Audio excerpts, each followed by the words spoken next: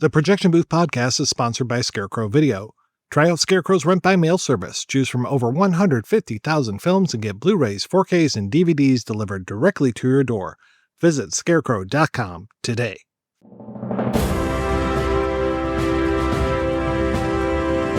Hold your ears, folks. It's showtime. People pay good money to see this movie. When they go out to a theater, they want cold sodas, hot popcorn, and no monsters in the projection booth. Everyone pretend podcasting isn't boring. Turn it off. Turn it off.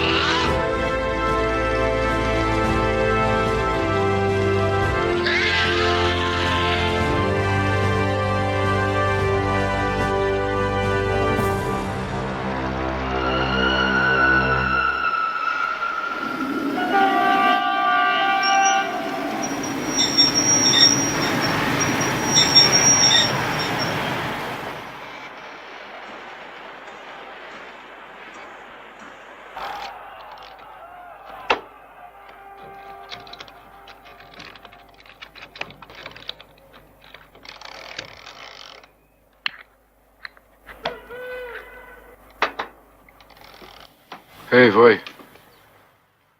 Așteptați ceva mai încolo. Vă chem eu. Hai, mă! Mușcheală! Hai!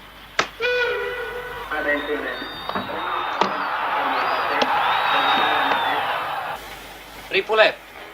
Ce? Ai fost, mă, vreodată pe munte? De ce, mă? De când am venit mi-am pus în gând să urc și odată acolo sus să văd cum e. Dar n-am mai apucat.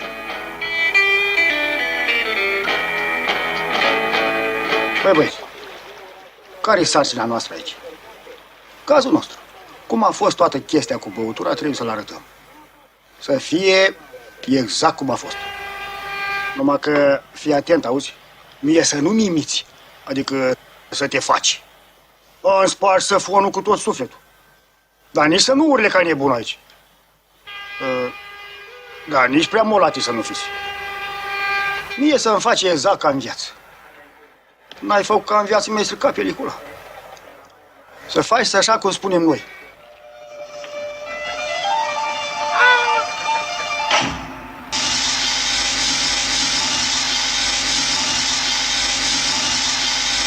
Motor! Motor! Motor! Motor! Motor! Hai, motor! Ce, mă, îți pare rău? Încolo, bă, ce crezi că era neîncepută?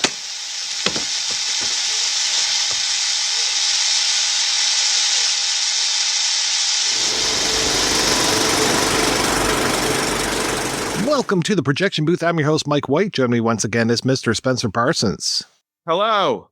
Also back in the booth is Mr. Andre Idu. Hello. This week we are looking at a Patreon request from our very own Andre with Lucian Pintilie's Reconstituirea. Sure.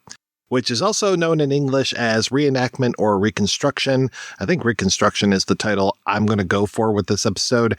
It's from the glorious year of 1968 and was a major part of the Romanian New Wave. It's about two men who get drunk at a graduation party and get into a fight with a bartender. As punishment, they have to cooperate in the filming of a moralistic educational documentary about the dangers of alcohol. Adapted by the author of the novel on which it's based, the film is itself a bit of an answer to a 1960 film of the same name. We'll be spoiling both that 60 film and the 68 film as we go through, so if you don't want anything ruined, please turn off this podcast and track down the movie, though it's hard to find, which is not good. I think there's one site out there where you can see it pretty easily, and I don't think it's YouTube. So good luck with all that. I'll be sure to have links in the show notes for this one. Andre, when was the first time you saw this film, and what did you think, sir? Yeah, so I'm originally from Romania, and it must have been right after the Romanian Revolution in the early 90s that I saw this. It was before I turned 10. And what was very striking about the movie itself, it was probably a big deal We didn't have a lot on TV back then, and then this coming back after being buried during the communist time, it was a big deal. But what was really striking to me was George Mihaița, one of the actors, the one that playing Vuică, and Ileana Popovici were quite involved in Saturday morning children's TV shows. So to me, it was very striking to see them all of a sudden. I would see them, they were already 30 years older or something, 20. And then see them, oh, that's how they were when they were young. And I was very intrigued just by that fact with the movie. And then, yeah, the whole absurdity about how totalitarianism or power makes people do things that they don't want to do. That was also very, very striking. And yeah, it was something that even though I was young, I could still feel was in the air, or still after the 90s as well. And Spencer, was this a first time watch for you? Yeah, first time watch, knew nothing about it. Very, very excited about this film. I really love it. Yeah, this was also a first time watch for me. I had never heard of this one, Andre, until you brought it to my attention. So I really appreciate you doing that for me. Yeah, thank you so much. Yeah, okay. I'm happy to be able to promote some Romanian cinema. And hopefully, yeah, that will make more people aware of it. I have to say, it is a complete blind spot for me. I know I've seen, 1208 to Bucharest at a film festival years ago, but that was about it. I don't think I've seen that much Romanian cinema. And of course, when you are adrift in a new world of a whole different country's movies, you tend to latch onto things and you go, okay, this reminds me of this, that, and the other thing. I was reminded at times of Hungarian cinema. I was reminded of the movie that you and I did last year, I think it was, Spencer. Was it The Fifth Seal? The Fifth Seal. It was The Fifth Seal, yeah. Yeah, and then I was reminded a lot of Czechoslovakian cinema, which mirrors a little bit as far as this Eastern European thing, same with Hungarian cinema, but I was reminded a lot of Closely Watched Trains. I think it was because of the train station, also these younger people, the very pomposity of the older military type of folks, and just the absurdism of so much. But this is absurdism like a lot of Czech films with a razor's edge. Just be careful with this film. This is amazing to watch this. And I love how right at the beginning of this movie, we start with, before we even see the title of the film properly as a title, we see the title of the film as a clapperboard, and we know that we're watching a movie. We are seeing a repeated scene over and over during the credits, and you're just like, what the hell is this? So I didn't read anything about this movie before I watched it the first time. I just came in completely cold, not knowing what this was,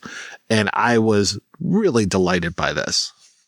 Your comment about the razor's edge of absurdity here is really apt, because this is a movie that has, for sure, along the lines, it has moments of foreboding, among them that opening that you mentioned. But it really is, for my experience, was that it was very, very funny until suddenly it's very much not.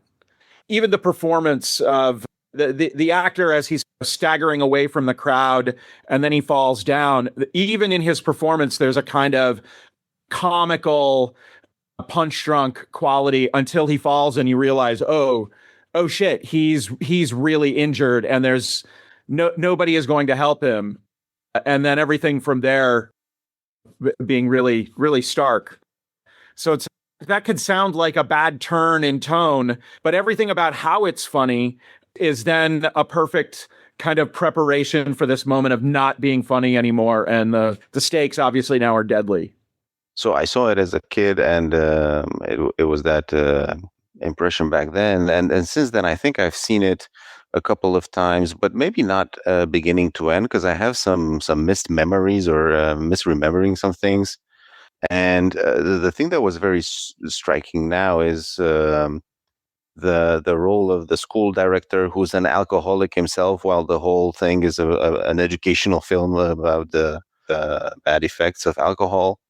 So that really struck me now, paying attention from a different perspective to the movie. And that's where it started for me to get a bit stark. And yeah, you could see the darkness beneath the surface. Yeah. That long take of him just downing one drink after another, really remarkable. And the performance there is great because he's feeling it more and more with each one of those drinks. Yeah, then his participation from then on out, quite inebriated, is a comedy situation that is not comedy exactly. Somehow that was absurd to the point where it was so out of place. It felt a bit like product placement because the guy was saying the name of the brand of cheap liquor that he was drinking. And it was very, very not of that time, of that kind of cinema that we had in Romania. So I'm going to assume that most of the people that are listening to this podcast probably haven't seen the movie yet. We should probably be very, very descriptive when we talk about this. And first, I want to talk about a little bit of the setting. It feels like it's out in the middle of nowhere, but it also has some industrial tinges to it because it feels like it's very close to a railway yard. There's a rural aspect to it. There's this old lady who is raising either ducks or geese out there. There's also someplace, I think, a soccer stadium. Am I picking up on that correctly? This is what I'm getting more from the reading because towards the end of this movie, there's all of this crowd noise that's going on. And I think it's a soccer game that somebody's watching, but I don't think you see any of that stuff, right? I was also a bit confused, even though I should probably understand it better than others, it being in my native tongue. But there was the football match on TV, the soccer match. Yeah, that was clear. But then I don't understand where the crowd comes from at the end. Reading some of the material, yeah, it was mentioned that is the crowd from the football match. But yeah, it doesn't make sense. Right. And they don't look like they're dressed for a football match. They look like they're lined up for being fed bread or soup or something.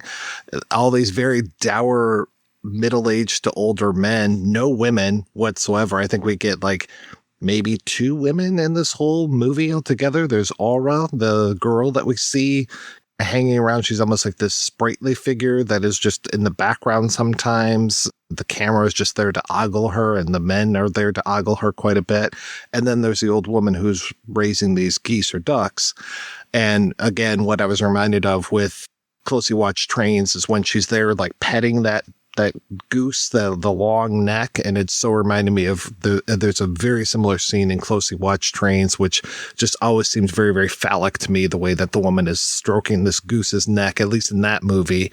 Here, maybe not so much, but man, when those ducks or geese get it later on in the film, I just really felt for her. But going back to the setting of this, we also, like I said, we start in media res. We start with the scene that is really chronologically much farther into the film, and then we go back and we start the film proper after the credits with this shot of a man's head and this long cut on his head, and we have no idea what's going on with this. I thought for sure that this man was dead, and there's another guy, an official, who's talking with him, and he just keeps talking at this guy, just, hey, you should really cover up.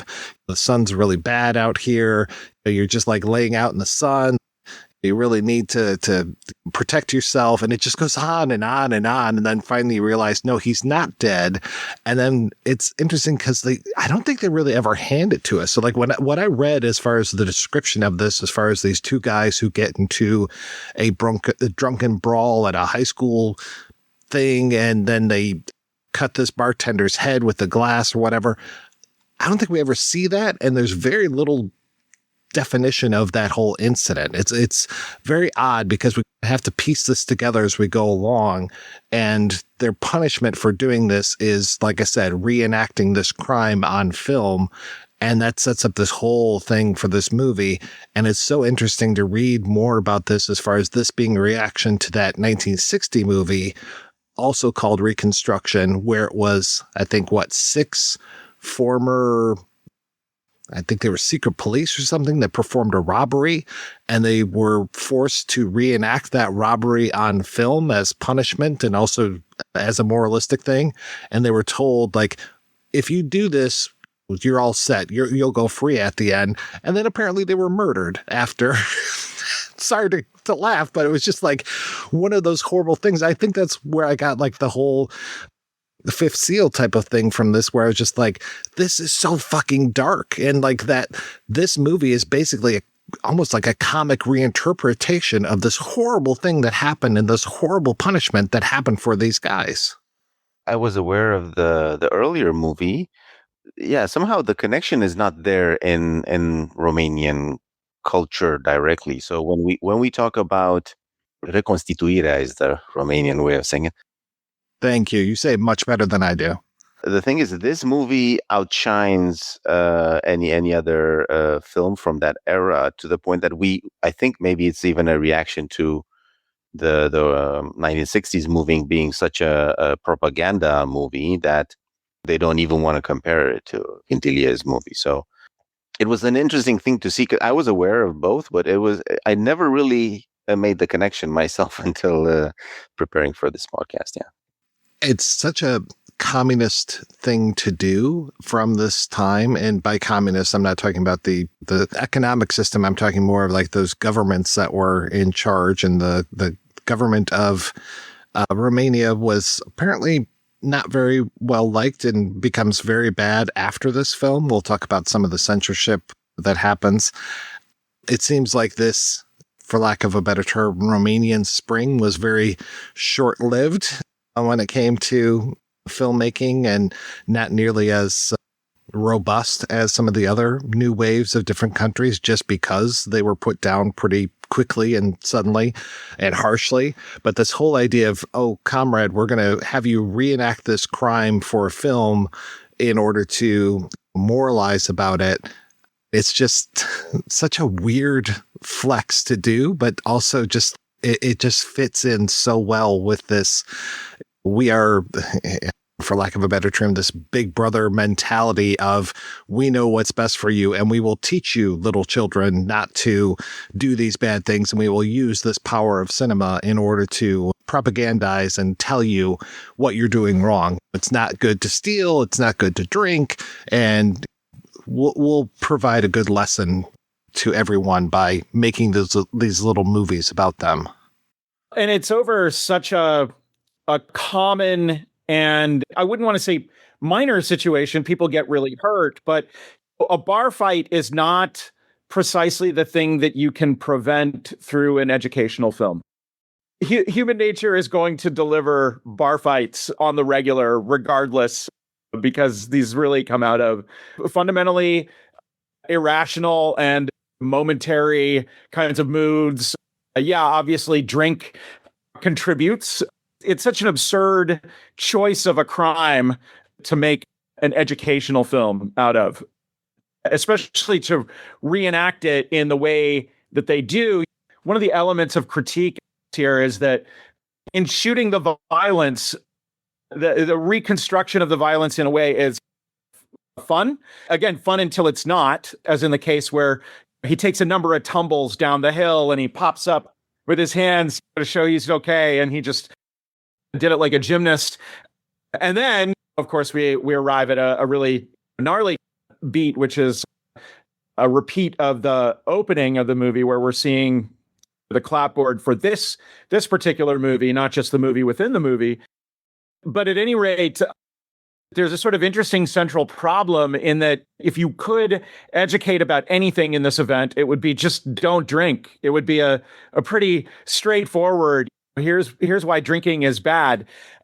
But instead, they're going to all this trouble to recreate these moments of fighting. And in the one case that I just described, it's fun until it's not. In another case, it's the young guy and the old guy grappling, and they're having this kind of comically polite conversation while they're doing the grappling for the camera. So there's something beautifully absurd in the premise of this movie that's going to be shot for, and they keep saying for educational purposes, to a degree that begins by the end to start to sound a bit desperate, like that there's something behind it that is not really educational, but that they're going to keep saying so in order to justify what they're up to. There's a Czech film that we discussed, and I can't remember if I did an episode about it or just a commentary about it, but it was basically, it all takes place at a prison camp, a concentration camp. And it's basically speaking to the propaganda film Hitler Gives a Town to the Jews. And it's this whole thing of, oh, look at how great the Jews are being treated here in the ghetto and in this prison camp and things, and how wonderful this is. It so reminds me of that because you get to see both while the cameras are running and while the cameras aren't running. And that's what I like about this film so much, is that it really brings cinema into question as far as what is shown, what is not shown. You have to, as an audience, put your mind into this is what the people who see this film are going to be seeing kind of thing. And just again, with the absurdism from the get, when these guys show up, the film crew and our two main quote unquote actors, it's just a comedy of errors. The whole thing of this Jeep just almost careening off the road. And that Jeep is going to have a major thing at the end where it gets, they got to push it at the end. Oh my God. And it takes forever for them to dislodge this Jeep from the river at the end of this film. But at the beginning, the thing that is taking forever is the way that the Jeep parks and everything. Something happens and the horn starts going off, and that horn will not shut up. And there's this whole thing of the driver tries to let the director out of the vehicle. He keeps trying the handle. The handle eventually comes off in his hand, so he has to scooch out on the other side. Everyone has to come out on the wrong side of the Jeep and everything. And it's just, like I said, from the get-go, we are just in this weird absurdist type of thing. The whole thing with the camera, where it doesn't feel right that he's loading it out in the sunlight. I keep wondering how this footage is going to look. If it's going to look like that shot where you see the white just streaks down the screen. The camera has, I think, the shortest roll I've ever seen of any sort of camera, because this guy is constantly loading this film and it is always running out at the worst times, which I'm sure is very similar to independent filmmaking. These different layers of absurdism and trying to exert power or even the abuse of power to the point where it becomes trying to fit the mold of educational cinema around this very simple bar fight. That is how society was in that era, where it was through the different templates that people had to behave in the society. And then somehow, if you weren't doing that, you were considered an outsider, maybe a hippie, or punished for it. Taking everything to these absurdist points, it's funny, but it goes just a little bit too long, to the point where it gets alarming, making you uncomfortable. Even those first few scenes with the horn, after a point, it's just a bit too much, and foreboding, like you were saying earlier. Yeah. My favorite line in the movie is this joke that comes along right about in the middle. You know, what's the difference between a man and a monkey? The monkey has no ID card. And on one level, that's a kind of critique of the state with the idea of an ID card, but then man is still a monkey. So there's the underlying, kind of irrationality and absurdity within it. You know, the state compounds one absurdity with another. I think one element of the critique going on, and it seems to play out in these moments. And as you say, Andre, when it goes on and on, this is the true monkey nature that is not simply funny, but alarming. Well, and Andre, you mentioned hippies too, and this is interesting. 1968, and you've got the more modern music that the girl is playing on her radio. Occasionally, you mentioned seeing the soccer game or football game on the TV, and we get little montages of TV and what's happening in the world throughout this whole thing, which I found interesting. And somebody tells these guys to cut their hair at one point too. Yeah. And there's that key scene where it's kind of a sexual assault. And that's another situation that really goes on for so long. You know, there's the moment of, no, you're hurting me. And then it just keeps going. And then in a cut, things seem to be sort of resolved between the two of them, but the length of that really, really sticks with me. And it's sort of, a picture of a moment and a culture where the resolution that seems like, okay, it turned out all right, still is not. That's a really unsettling moment within the film.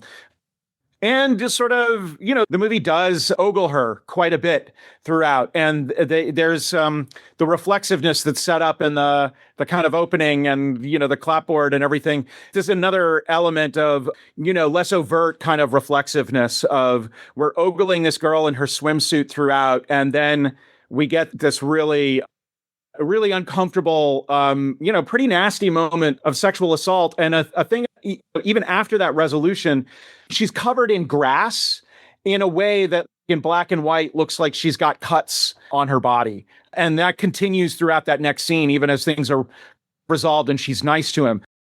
I really appreciate this kind of recognition of what's going on here without at the same time stopping to explain or deliver a lesson or something like that. The way that the education here in this moment works is a lot more on the audience to remember and take this forward rather than super direct commentary, even as it does feel like that there's commentary going on. It's very subtle and very well calibrated, I think. In one of the interviews I watched where the actress was talking about her experience, she mentioned that she got the part by auditioning with that scene, and she thinks it's because she fought back in the end and making it be a sexual assault scene rather than just I'm going to give up, which is what she said other actresses were doing in their auditions. It is a powerful scene. That was also one that made me uncomfortable. And it's very funny how it resolves. I think there are a couple of moments in their conversation there also where the goes from one topic to another. So jumping about those beads or what are you thinking? To me, it also showed how even though they don't really look it on the screen, they are high school or they just finished high school. They're still kids, so they're reacting a bit in a childish way or teenager-y way. The moment of assault begins very much like the other male violence in the movie, which there's a lot of, and then it shifts gears. But there's the kind of weird wrestling that could, you got these two friends that have to recreate a fight, and where is the limit between them of horsing around and being funny with each other, and then where they really are hurting one another. That's also a running thing throughout. So the movie is very, very interesting in how it's shooting and presenting and extrapolating the violence. The shooting is fantastic. And one thing that's good for this movie, I'll say it in a weird way, is that it was censored. So the print that we see now in 2026 looks fantastic because the elements, yes, it was never shown. It looks so wonderful. And all of these scenes, all of these long shots, and by long, I'm not talking about the length of time. I'm talking about the distance and the director up there in his white outfit with his white hat and just lording over everything, looking at everything. The camera takes a long time before it ever starts to roll for their little documentary that they're doing. And meanwhile, he's just up there leaning back in his chair, looking down, seeing all of these people. He's like, has these long kind of like godlike views of all of the happenings that are going on during this, and he just is taking it all in. But then there's the long shots as in length of time, and you're talking about how long the assault goes on, how long the horn is going for. At one point, one of the characters goes missing in the film, and they're just shouting for him. That goes on forever. And I think it's that absurdism as far as you let the joke go on, it becomes not funny, and then it comes back and becomes funny again. This is very much that same uncomfortability as that when something plays out for that long and you're just like, okay, this has to end, and then it starts to come back and you're like, okay, I see why he's doing this for so long. Well, and there's such beautiful blocking in a lot of these scenes, creating a kind of sense of constant movement and the camera moving with people, but that is extremely organized, and yet also it always possesses chaos. There's a chaotic sense of motion and how things can go wrong in so much of this. Didn't pay attention to how long some of the shots were, but that one in the beginning where he's watching everybody in the distance, there's a lot going on, but very different things from different people, and it sets a tone that was, watching it now, felt very fresh somehow, because I haven't seen that in Romanian cinema that much, even in the newer films. And what was also very interesting now was the sound design. I think there was a lot of playfulness with, the horn scene, but also with other quiet moments than the train sounds, then maybe the geese or the TV with the soccer match. Or like moments of cheering during the staged violence. Yeah. Oh, and during the death at the end, it's like one of the worst contradictions as far as the cheering while the guy's holding his dying friend. There was one more scene that I wanted to mention, which is the ambulance that's on TV, but you actually hear the real life ambulance in that scene. Real life, I mean the one in the scene, not the one on TV. And that was also something that I did not expect. It felt very modern. It felt very interesting. And another point was going back to what we discussed in the episode of Weekend. There was at least one scene where the noise, the background noise, maybe it was a train, was louder than what the characters were speaking. So for a little bit, you didn't hear what they were talking to each other. So that was an interesting thing, making me think of Weekend having a scene like that, or Buñuel movies, and wondering, now maybe I need to watch those movies in a different type of satire critique of power authority than I did before. You mentioned, was it Vuică who ended up being like on kids' TV and being more familiar for you? Yeah, he's got a great face. His face is fantastic. I really like looking at him. His little cut on his lip helps draw attention a little bit too, but just something about his face. And I can't remember who, I read this and I put in the notes. It's like he's the the honorable fool, the innocent fool when it comes to this type of thing. And you don't know how bad things are going to get for him, but him, the very first time you see him in this movie, like I said, that opening where he's basically getting the snot kicked out of him in the opening of this movie. And we think, okay, this is for the film. But then later on you find out, no, this violence is real. The blood coming out of his mouth, the snot, the saliva, everything, that's very real. This is not being shot with stunt people whatsoever. This is, like we said, a reenactment of what happened. So yeah, you're talking about the staging of the fight and all that. And the one guy's talking Vuica's friend through stuff.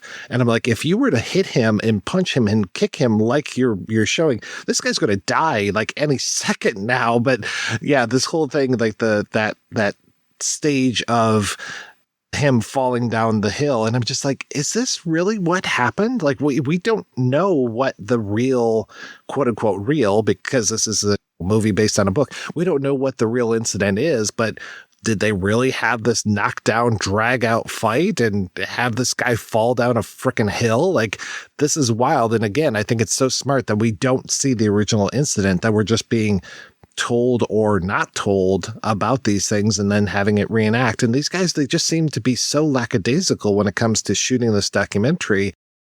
I don't even know when they take the first shot. It's got to be well after the first act of the film goes. It's got to be 30, 35 minutes into this. There's some stuff too where the camera just all but disappears, that they seem to be staging something and they got the lights and I'm going, wait, where would the camera be in relationship to these lights? And I'm not seeing it. And they're doing all this stuff. I mean, it goes beyond the absurd into the surreal of, a kind of, missing camera within this reenactment setup. Is it Is it reenactment or is it enactment that's going on? That's why I mentioned Buñuel. Indeed, it does feel very surreal to me as well in some scenes. And one of the points that I read related to this is that it is actually trying to make you aware of the fakeness of propaganda film. So it's critiquing that. But I think it's just turning it up to 11 to really make that point across very harshly in a sense. And what was that I read about the director's earlier film where he was basically using the style of new wave, but the substance of more of a socialist realist type of film, of this very, proper movie. Sunday at 6 was the name of it. I'm sorry, didn't mention that. It was like such a strange mix of government propaganda type storytelling with being shot in a new wave way that people are just like, what the hell is this guy doing? And that was just 2 years before this. That I think became a pretty good success at the time and then led to this. And then this was basically the end of his career for years, if memory serves, as far as like being able to pick up a camera and shoot in Romania. Yeah, in Romania, it's like gets to make a movie in 82 and then in 94, these are the kinds of gaps in his career. This is one of the great tragedies of any time a great filmmaker comes up in a repressive society and then gets repressed, we see careers cut off or maimed because there are situations where the filmmaker clearly is so keyed in to their home that the films made in exile afterwards are never quite as pungent and powerful as the work that got them kicked out. Yeah, this is very much an American perspective, but I will say I'm often on the one level I see the critiques, but on another I'm so often baffled by the work that gets so repressed or gets a filmmaker kicked out of a country. Because on one level, yes, there's this critique, but on another, it's the powerful work is just humane. This is a tremendously humane film, and really, what does this government have to worry about from a movie, or from the critique of this movie? Yes, there are things to worry about, but this is not a to the barricades and let's destroy the state kind of a film. This is actually quite humane and very gentle, or feels so. I see it and I don't see it at the same time. I'm overtaken by the movie itself. I guess it reminds me a little bit of a thing that Bertolt Brecht said about Stanislavski, that you get so involved in the characters that you can't see the politics. And I guess I love Brecht, but a movie like this is very Stanislavski in delivering a critique, but just involving me in the lives of the characters and the world to a degree where there's a lot that I take away, but it is not a kind of direct threat to. There's a critique of authority, but it does not feel like a threat to authority. And it hurts me to think about how artists working this way get cut off. Just to counter that with maybe a Romanian perspective, even though I did not live in that era, but I think apart from the artistic elements, what happens in this movie actually happened in real life in Romania, and to a larger degree than we can imagine. The absurdism of day to day was there. And I think they just didn't want this to be a catalyst for that, where people realize, wait a minute, this is happening to me every day. And people also end up being dead just by authority exerting power or not caring about what their actions are really doing to people. The prosecutor and the team, they were there. They need to get this movie done, and once they finish the scene, then they're out. They don't even look back. So a lot of what was happening, even with the policemen and just any bureaucracy having to deal with that. What I was saying about everybody having to conform to the template, to the mold, otherwise you would just not get the same chances that. Well, everybody was getting exactly the same chance then, but then you wouldn't get a chance. So I think there was this in the air. And I don't know if in 68, if that was the worst part of communism in Romania. From my understanding, the 80s were worse, but that was because, we couldn't find things in the stores, and that's also why it led to the revolution. It would have been one more drop in a glass that I think people were having filled every day. And that's why I was saying, now I noticed the drunken director and him being, to me, he's the rational guy. He's trying to save the kids. Yeah, talking what everybody with logic would be talking, but then ends up being drunk because he's powerless, and then ends up just staring at the screen from the car, being powerless. And that, to me, that was also, wait a minute, this is how I'm watching this movie right now with the same face. To me, that was kind of the mirror to myself in a certain way. There are these subtle but quite powerful pieces in this movie that would have shaken up some parts. So yeah, and I think Romania also in that era, they were, if you were to ask what were the movies that we saw from that era, were the historical ones about our great kings fighting the Ottoman Empire and winning, even though in history we won a battle but not the war. But I think it was a time when Romania was very nationalistic, trying to get this momentum of getting the people together. So this kind of movies might have also, again, made some cracks for that. Well, this is also the madness of totalitarianism, that it has to come down to even extremely small things to control. Yeah, really, really wild. This is something that's fascinating to watch right now, as a lot of authoritarian movement across the world, not only speaking of our immediate context in the United States, but throughout the world, authoritarian movements are becoming more attractive, and the step from authoritarian to totalitarian historically is can be frighteningly swift. So it's very interesting, the smallness of the drama, in a way, and just the idea that this is we're reshooting a bar fight as like an educational film. The way that can become very large is also a kind of fascinating thing to watch. The way that these relationships, play out, like the relationships of the authority figures to these two kids, and then, the girl who becomes involved, even to the older woman with the geese, because this film shoot ends up disrupting, her flock repeatedly.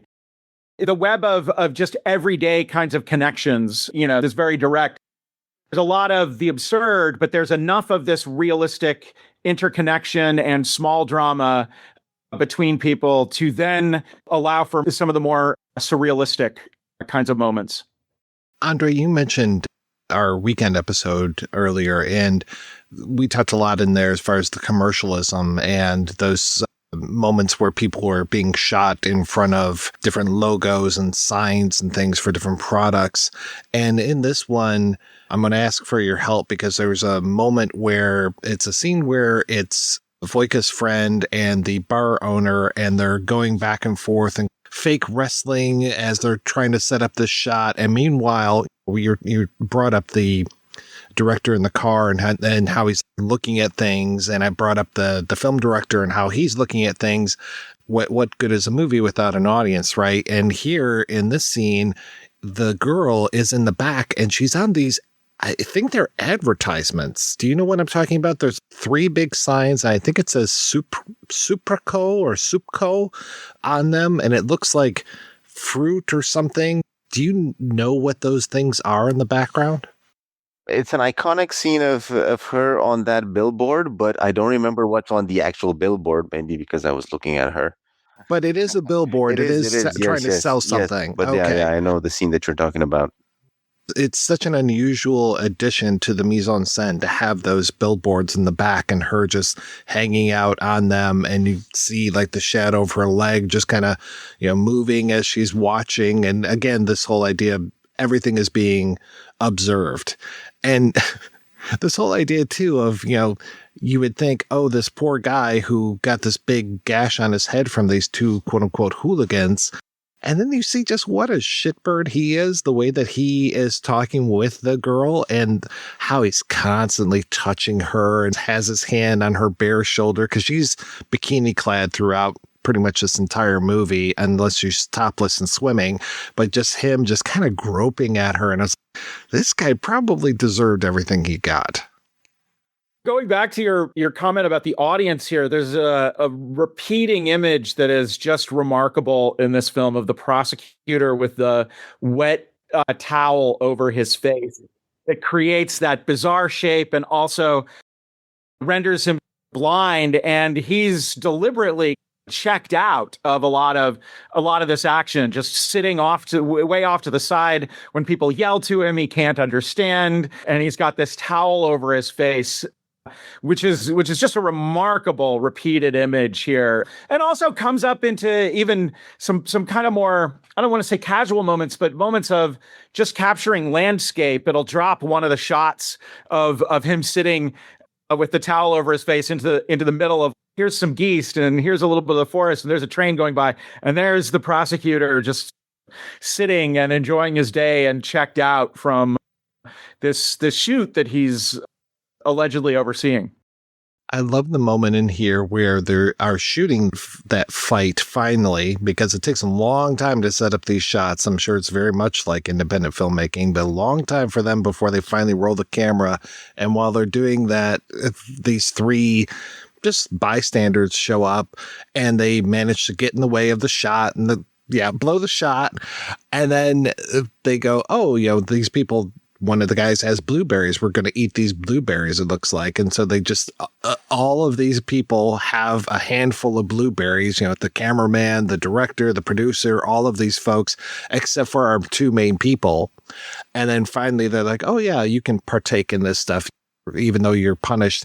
And that really seems to change some hearts. Like after that, and we're only like 45 minutes into the movie at that point. I can't remember if it's the older soldier guy, but he basically is, you can go. It's all right. They basically cuts him free. And it's one of those, here was the moment. This was the moment where things could have changed, but they didn't. The filming has to continue. And then things just start to get really bad after that point. You were talking about the setting in the beginning of our discussion, and this is filmed in an area in the mountains, which is quite close by to Bucharest. It's about 2-hour ride.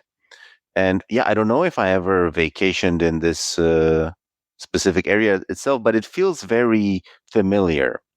And even the scene with random people looking at what others are doing, if it's interesting, that's familiar. And also definitely about this having blueberries in the mountains, or because it wasn't as convenient as it is today to find all the type of fruit in the supermarket. So to me, that was a moment of maybe nostalgia, I don't know. But the whole scenery is very familiar. And even the one with the train tracks, some of those older engines were still in use when I was a kid. So that felt, I think in the beginning, it's this, at least the way I see it. Yeah, it's familiar. It's the way Romania was, and to a certain extent, maybe it stood still in time until early 90s. So that's why I also experienced it that way throughout I don't think a lot changed throughout communism. So yeah, it was an interesting perspective. And then as the film goes towards the main scene, it also changes it's sunny in the beginning and it starts getting cloudy, or at least the lighting of the movie kind of changes. Yeah, it becomes more dramatic. Yeah, the gray, oppressive sky really starts to roll in, because at first, it's very pastoral. Those nice shots of here comes the train coming through, and the director's got his little handkerchief out, and he's just like, hello, everybody. And like everybody on the train seems to be very happy. I guess this is where all the women in the movie are on that train. Yeah, it's very, very idyllic. And even to the one guy who's getting a little obsessed about that tree. And I guess is that tree emitting like syrup or something? Because that seems to be going on for a while, him just messing with this tree. And it's like the whole movie kind of just, there's a moment where it falls apart. Like I think it is when one of our main characters disappears, and just here's the director doing this stuff with the train. Here's this guy with the tree, you know, here's Vuică just kind of wandering through the forest and everything. It takes its time, definitely. This is not just like, oh yeah, let's hurry up and get through this and make this movie. We are spending a day in the country. And just to finish my thought from earlier, the name of the movie I was trying to think of, the Czech film, was Transport from Paradise. That's the one that kind of has that Hitler gives the town to the Jews commentary inside of that one. Great movie. If folks haven't seen it, I highly recommend it. And apparently we didn't do an episode. We just did the commentary track for it. All your discussion of the trains reminds me of a key moment in the movie where they get into this great fight, going after the cameraman on the train tracks. And then we start to hear a train approaching, and I'm like, oh no, the train is going to hit them. And it goes by, on the other sort of parallel track. And then what's kind of remarkable is that nobody seems to register or feel that they nearly could have been run over, or that it's even dangerous to have a train that close while they are continuing their fight, and they go on from there. And it's kind of along with the clouds rolling in and the change in the tone of light in the movie is kind of a key moment of darkening. And again, I think Andre, you were talking about the sound design in the film and how that's used, that we hear that train first. We don't see that it's on the parallel track until we do. And then that sort of lets them off the hook. Really, really beautiful attention to the location and how that works. Both dramatically and then also in these, great sequences of just kind of hanging out and seeing, aspects of this area, the forest and whatnot. It's got to be close to civilization too, because Vuică at one point is sitting around and he sees like these firemen, and I think they're firemen, putting up ladders against the side of a wall and going up the side, and he just is kind of hanging out for a little while. I think because it's him that goes missing. I forgot about that. And yeah, you're talking about the sound of those geese. I have to say the geese getting hit by the ambulance was the most upsetting thing for me in this movie, even worse than the end. Because I was like, these geese didn't do anything to anybody. No, they certainly didn't. Yeah, so maybe a warning to people that are sensitive to that. May not have been intended, and then they had to improvise it into the film. The geese just flying around in the forest and everything. You're just like, okay, yeah, it's such a comedy of errors, but a sinister one. The physical performance, particularly in that moment, but in a lot of others, has a kind of quality of silent comedy to it. Just like walking across the screen is like a little bit funny.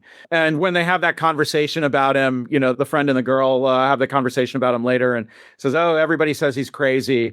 He hasn't ever quite acted out in some really intense way, but it tracks because he appears to be, goofy, but could go off at any moment.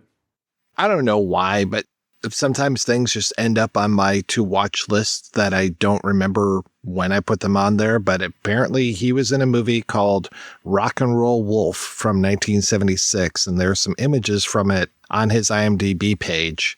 And when I looked at it, sure enough, it had the little check mark on it on IMDb. You want to watch this? And I was like, yeah, I do want to watch this, especially looking at these photos. I'm like, yeah, whatever this movie is with him wearing this kind of crazy makeup on his face, wearing this big wolf costume with these huge ears that are sticking out like 1.5 feet on either side of his head. I'm like, yeah, I do want to see this. It's probably a kid's film from Romania. I don't know if you've ever heard of this one, Andre, but it sure looks like a lot of fun.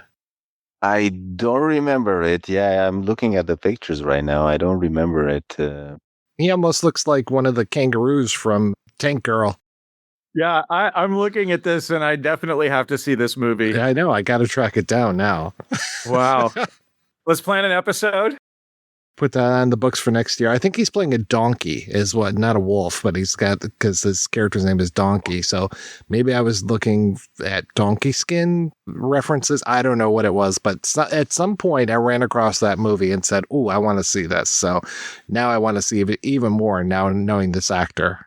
Literally every image that pops up for this on the internet is gold. It looks amazing. Oh my God. Even the fan art is good. Oh, nice. Nice. I imagine it's one of those things that I see a lot of release dates for it, like in Australia and other parts of the world. I'm just like, this probably was like a lot of kids' favorite films back in the mid 70s. Yeah, even this whole area that I'm talking about, you said how pastoral it is, and yes, at times it is, but then other times it looks like it's very industrial. You get to see the rail yard.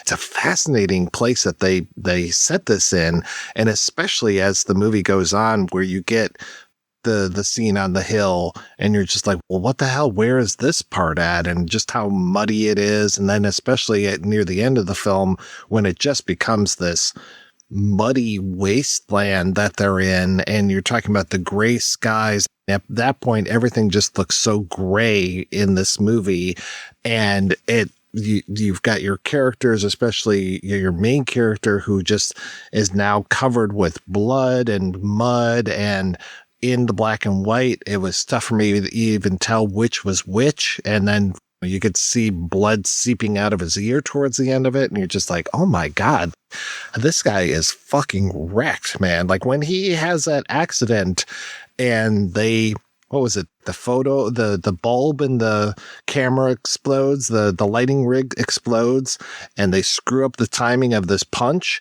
and his friend just knocks him right the hell down, and he just hits his head so hard on what looks like a rock, and you're just like, Jesus Christ, man. He's not getting up for a while, and then when he does get up, it's amazing. I was just like, oh, this guy's dead for sure. And then there's that later moment mentioning how the black and white works for the film, where he starts feeling at his head, because we can't see blood yet, or we can't distinguish blood from mud in the shot. It keeps it in his point of view in a way, magically, the discovery that he's much, much more badly hurt, that he has a really bad head injury. Late in the game, after he's popped back up and gotten really angry that he was hit too hard and all this, that he seems to ultimately be okay after taking what looks like a really bad fall. So it has that wonderful sick kind of feeling. Real violence where somebody doesn't seem, or that they've bounced back, but no, they can't bounce back. They actually have really been injured, and it's just taking longer to register to everybody involved. Yeah, and watching that moment, you're just like, okay, this is right around the time that we joined this film in action. And he's got the same, like by this time, his hair is just matted and looks really stringy and everything. You get to see the blood and the snot running out of his mouth and everything. And you're just like, it's easier to see when you watch this the second time. It's just, okay, now we've joined up with the film where we started. That old J.J. Abrams thing of, we're going to start in the third act and then we'll come back to it at some point kind of thing. But here we are, hour and 25 minutes or so into this movie, and you're just like, oh, now it has such a different context than it did at the beginning of this thing. And especially just to see how quickly this devolves, and because see, he doesn't have that much longer to live. Once he takes that header right into that rock, he's doomed pretty much. It's just a matter of time. And then that football fan that sort of pushes him out toward the water, and ultimately is the place where he's going to fall and die. It's just another one of those things of going, can't you see that this guy is really hurt?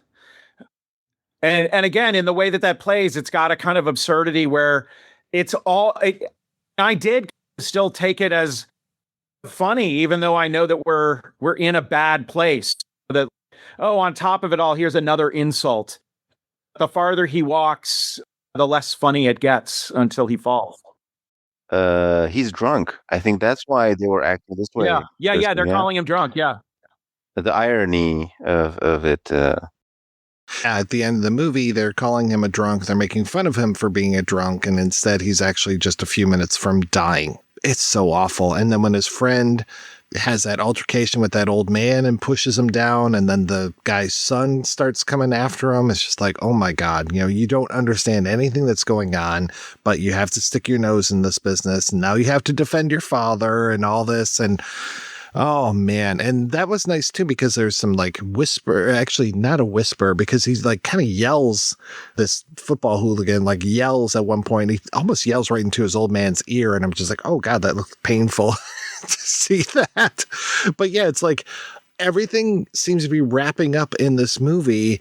And just all of a sudden, all of these men in suits appear out of nowhere. And they just are walking along these wooden bridges that are going over this muddy field and going over this little river and everything.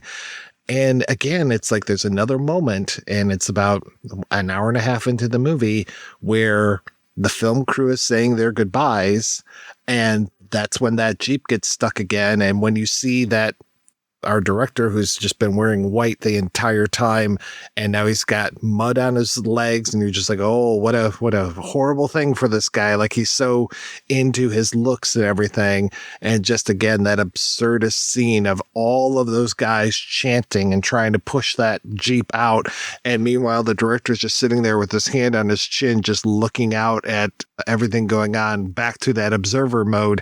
And he keeps doing that little hand wave. It reminds me of like Don Fanucci or the guy that young Don Corleone kills in Godfather 2, because he's all dressed in white and he keeps doing that little like wave with the hand kind of thing. And meanwhile, our two main characters are on the other side of the bridge, and they're just like safely away from everything, but not for long. Because again, it's like, here comes the fickle finger of fate. We're going to pull them back into this stuff. And that's when we find our main characters dying. His friend starts that altercation. It's just, yeah, it's such a sad freaking movie, man. And that final freeze frame of the friend after Vuică has died, and it just stays on screen again for an inordinately long time, but just gives me as an audience member that opportunity to just either project my emotions onto this guy or try to read his emotions and just think about all the shit that he just went through in this one day. The emotion for me is frustration. It builds up to a point where it's unbearing frustration. And it comes also from the alcoholic director. I think, he's powerless, frustrated, but rational. I think Vuică, his name is Nicu, is also quite a rational kind of guy. So it's easier to see yourself in that character. But towards the end, everything is just getting outrageously frustrating, and he's not even able to be there with his friend when he's dying because of the fight that breaks out again. Yeah. And that was also so the scene of pushing the car and this kind of a fight where you're defending your father has some sort of classic Romanian feel to it from that era, defending your family regardless, without any questions, just going into throwing the punches. It felt, again, very familiar, but on the wrong side of familiarity. Yeah, and apparently, so this film wasn't actually banned, but it was just buried. It was like, okay, again, sorry that I keep going back to Czech cinema, because there were so many Czech films that were, again, not necessarily banned. They would keep them on the books. They wouldn't like get rid of the elements for them. They wouldn't get rid of the prints. They were in the catalogs kind of thing, but they just disappeared them, to use a term very familiar for communist countries. These people would just be disappeared and films would be disappeared. And this movie just, at least when I was a kid, if a movie came out and then it went away, there was no video. There was no chance of seeing it again unless it happened to be sold to television, but there were just thousands of films that you just couldn't see. It's not like today where it's like, oh yeah, I'll push a button and find it. It was, nope, this movie is not going to be shown. I think it got shown in Cannes in 70, but the director couldn't attend. I'm curious if he was kept from attending or just couldn't attend. Seems weird to miss your Cannes screening. And then, it was 20 years later before it finally had a theatrical release in a few countries like France, Britain, US, Yugoslavia, for whatever reason. Finally, people started to see this movie in 1990 and really started to show the contrast of the world, or the non-contrast, because I know that one critic was saying that, it looks pretty much like contemporary life here in Romania right now in 1990. So that I knew that stuff was bad in Romania. Didn't really necessarily know until I started to dig in a lot more and see some of these other films, like, what was that? The Death of Mr. Lazarescu, right? Yeah. So it's just like, shit was really, really bad back in Romania in the 80s and 70s. Romanian directors were able to touch on some of these subjects that are quite absurd and disturbing, but they're drawing from real life. The Death of Mr. Lazarescu is actually something that I think the movie's from the 2000s. And it is something that happens today in Romania still. It's the neglect of the healthcare system, and how people are masking that neglect by doing their job in certain ways, but making it easier for them. So the Romanians were able to take that, let's say, that this negative experience and make something powerful. I think, though, there are some other subjects. So it's not only gray clouds in Romania. There are some other movies and other topics that are worth exploring. There's quite a nice noir, The Whistlers, from a few years back, for example. Even though that also is dark in the end, but it's a different kind of vibe. I wanted to mention a bit about the time when this was made, because it was filmed in '68, and then I think it was not shown for 2 years, and then shown in Romania for a little bit and at Cannes. From the interviews with the actors, I saw the actual first day of filming was when Czechoslovakia was in '68, I think 21st of August, when it was invaded by Russia. That tension was in the air, and Romania's position was critiquing Russia at that time. The tension of possible war was there, so I think things may not be okay soon. Well, I've said that there's not a lot of writing about this film, but there is a new article that's going to be coming out, and it is going to be part of a new book called Refocus, the Cinema of Lucian Pintilie.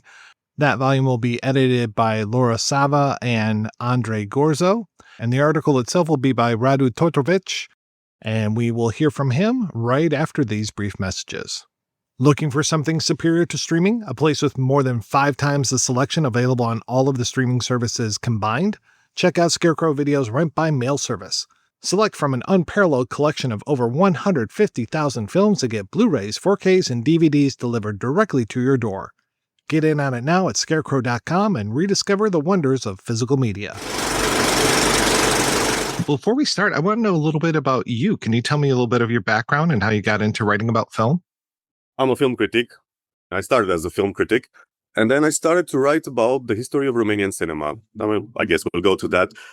My theory is that there's a lot of film critics in Romania because of the new Romanian cinema. We basically need experts to explain to some extent the phenomenon, but it's not exactly experts, cinephiles mostly, right? So that's how I got into it, and it was a hobby for most of the time. But then at some point I had this, I wonder, probably you have the same experience, when you wonder, should I make a profession out of my hobby? Will it ruin it for me? And I was very afraid of it. And at some point, I just let it go. And I was thinking, what can go wrong? Let's check it out. Okay, so that's what happened. So I wrote a couple of essays. I don't have a book to my name so far, but I have a couple of studies on new Romanian cinema, on the Romanian cinemas of the 90s, which I'm most proud of. And now, as you very well saw, I'm working on this article on the Citizen Kane of Romanian cinema, if you want, because it's chosen to be like the number one film in Romanian cinema. And it was just a matter of accident, but also of my previous work, because I'm very into the history of Romanian cinema during socialism. Can you talk to me a little bit about Lucian Pintilie?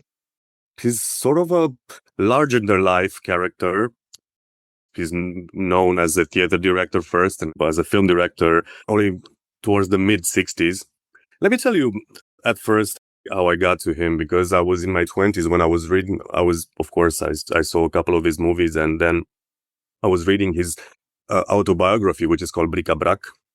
And I was struck by his insistence on collecting every review of his stage plays, of his films. It was amazing to some extent to see a director who was internationally known. He was probably the best known directors at the time, Romanian director at the time, but also he seemed somewhat insecure. And that's one of the things that pretty much struck me about him, is probably this mixture that you find in every important artist. At the same time, you have a level of self-doubt and of self-importance, right? And I think you can find a mixture of both in his personal way of speaking, in his relation to other professionals in the film industry.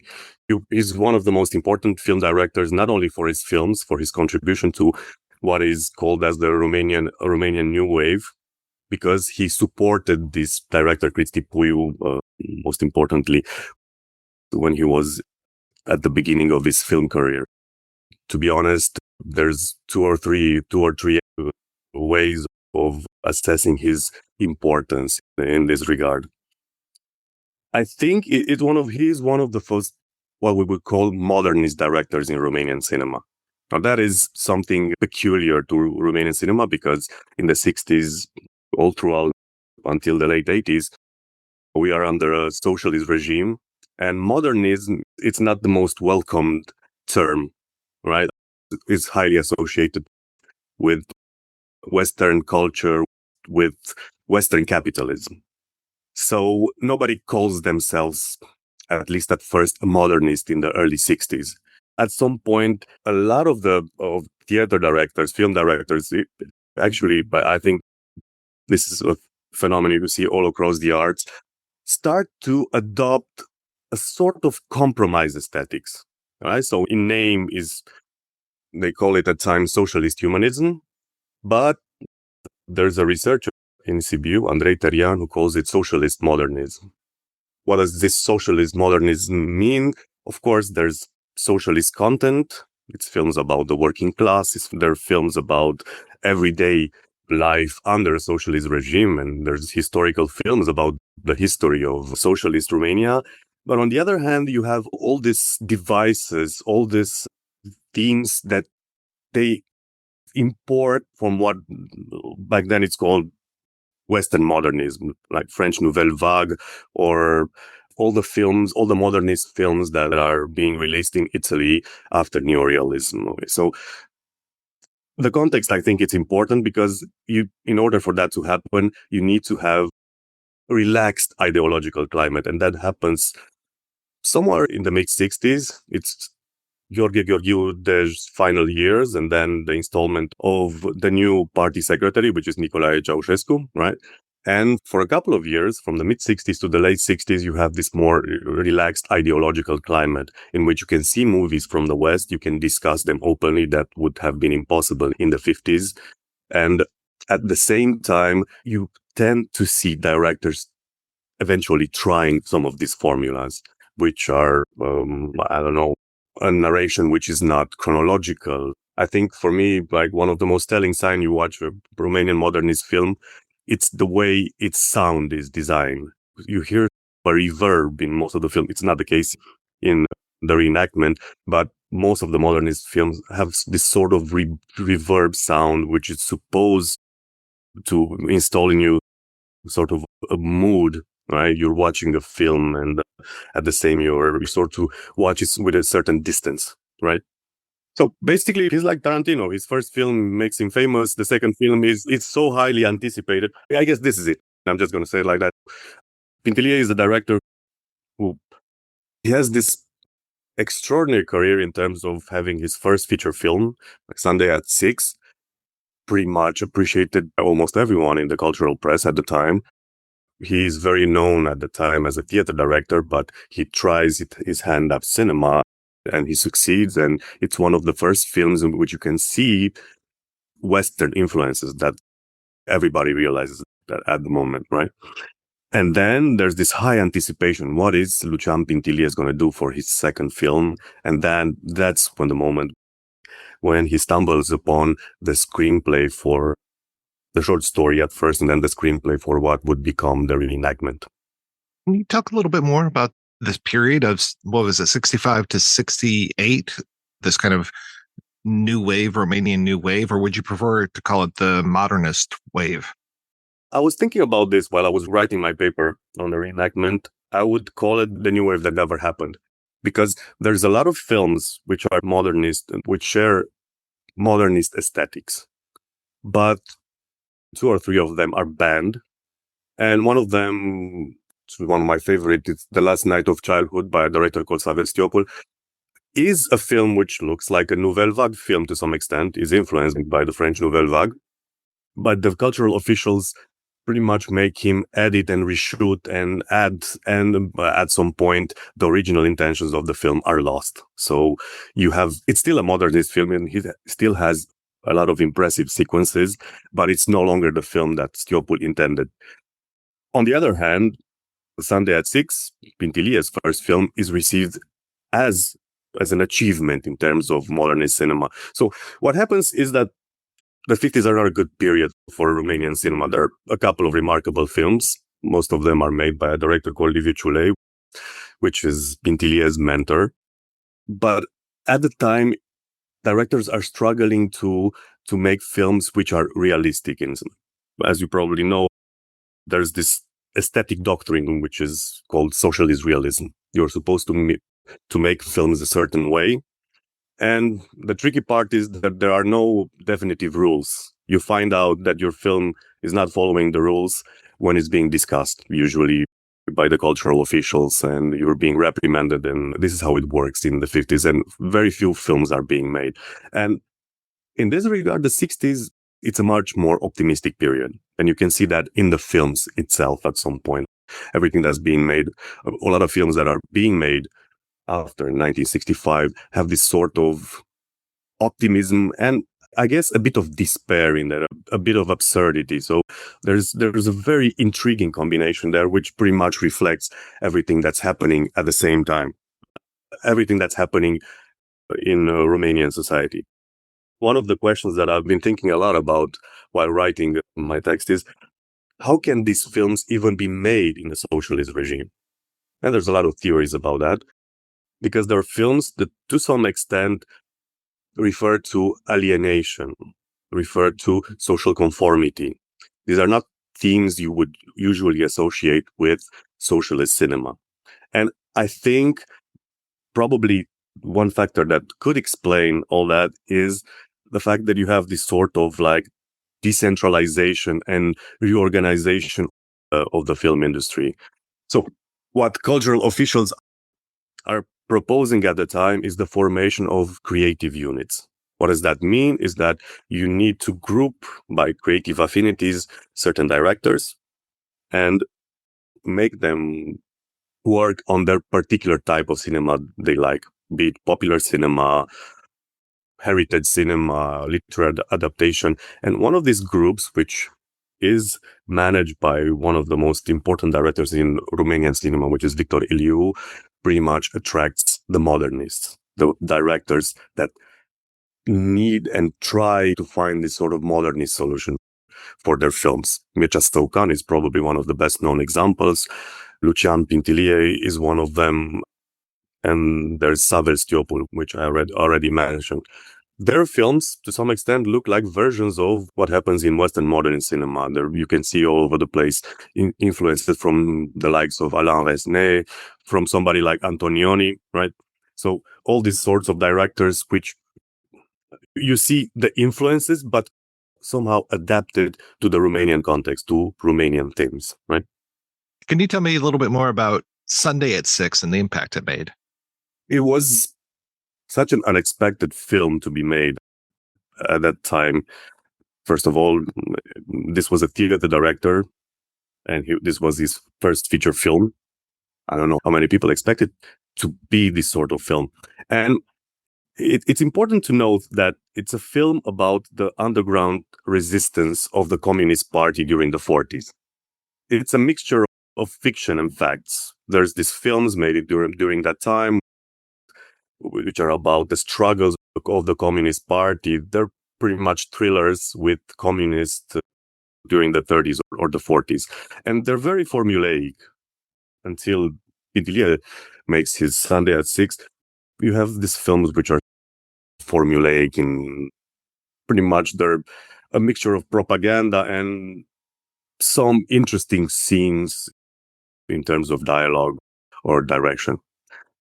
Of course, when Pintilie, which is a non-conformist, and is very outspoken about his political and aesthetical views, even if that costs him at times, when he tries to make this movie, he thinks from the beginning that he will not make this sort of conventional film. So he tries, first of all, he tries to break the narration. I think Pintilie already thinks that this is not going to be the traditional film about the underground resistance of the Communist Party. He probably already saw a couple of modernist films, and he probably shot it in a linear fashion and then tried to arrange it as a modernist film. What you would have is this sort of narration which connects the present with all sorts of flashbacks, all sorts of rhythmical images, which pretty much look like a Romanian version, for instance, of Hiroshima Mon Amour by Alain Resnais. This, at the time, is overall recognized as an innovation.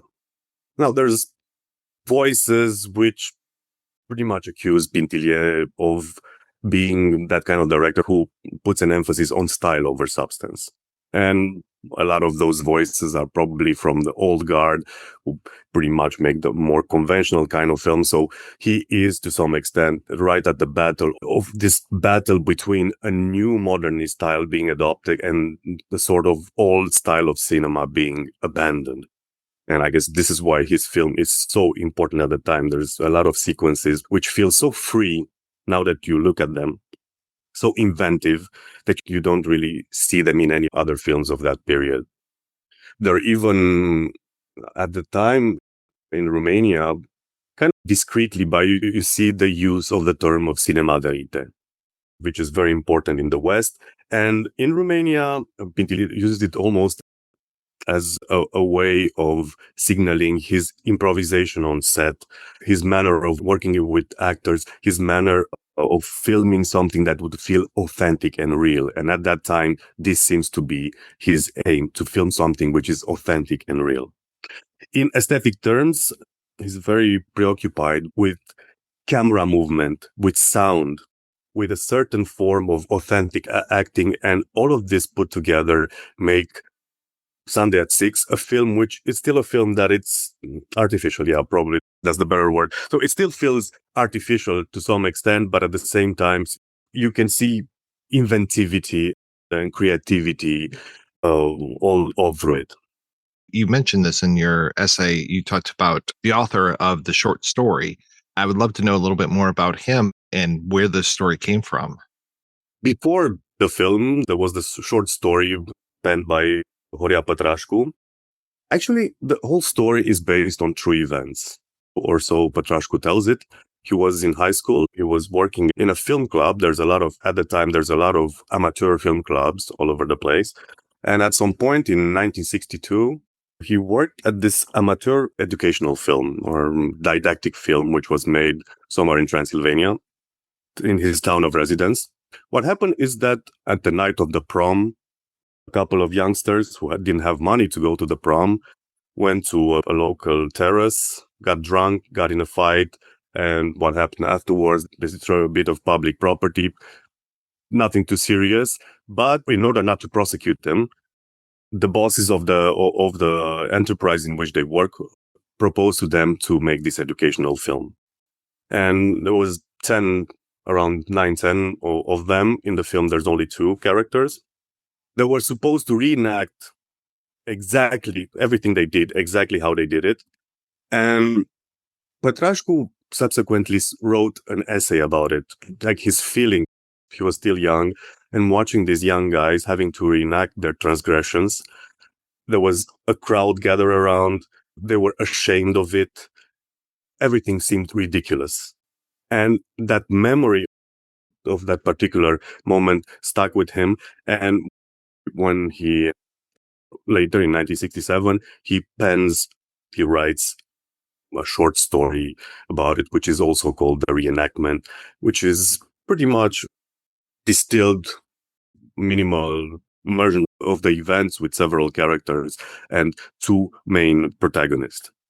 Now, the story that was well received, this is probably one of the most important things about it. It wasn't criticized. It was well received in the literary press. And by the time it was supposed to be adapted for cinema, nobody saw, or at least initially, nobody saw a problem with that, right? Only when Pătrașcu writes a screenplay based on the story, the first objections start to show up. And then when Pintilie starts to write what is called the technical screenplay, which in socialist Romanian industry is a term for an annotated screenplay with everything from notes about acting, notes about your directorial vision and everything. By the time Pintilie writes this technical screenplay, he starts to hear all these objections from cultural officials. He's very stubborn. He sticks to, at least Pintilie changes some of the lines, but all in all, he is very stubborn and he wants the film to be made the way he saw it at first. I had read, and this is one reason why I wanted to talk to you today too, I had read that the film was based on an earlier film called Reconstruction. Is there any truth to that? There's a certain connection. I think it emphasizes something about the Romanian film industry and Romanian film culture at the time. Because the earlier film, which is a documentary made by Virgil Calotescu in 1960, it's about a bank heist. Alexandru Solomon, the Romanian director, made a documentary about it, which is called The Great Romanian Bank Robbery. It's a film which is supposed to be a didactic film.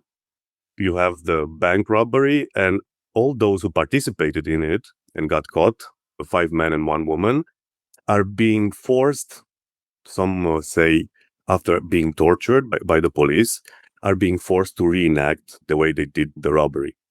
And after that, what happens is 5 of them get hung, and I think the woman is sentenced to life in prison.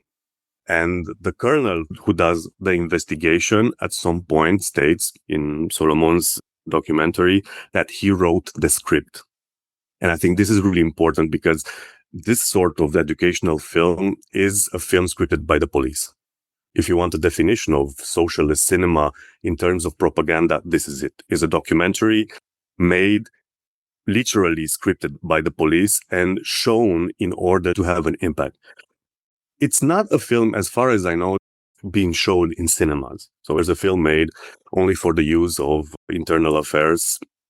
But the practice of having this sort of educational cinema in which those who misbehaved acting their own transgressions is a practice that Pătrașcu relies on when he writes his script. In the case of the reenactment, of course, there's a different emphasis. In this case, it's a greater emphasis on the fact that what happens during the reenactment is absurd. The power in itself, all the authorities that supervise the shooting are ridiculous to some extent, and they are transgressing their power. So there's a different emphasis in comparison with the 1960 documentary made by Virgil Calotescu.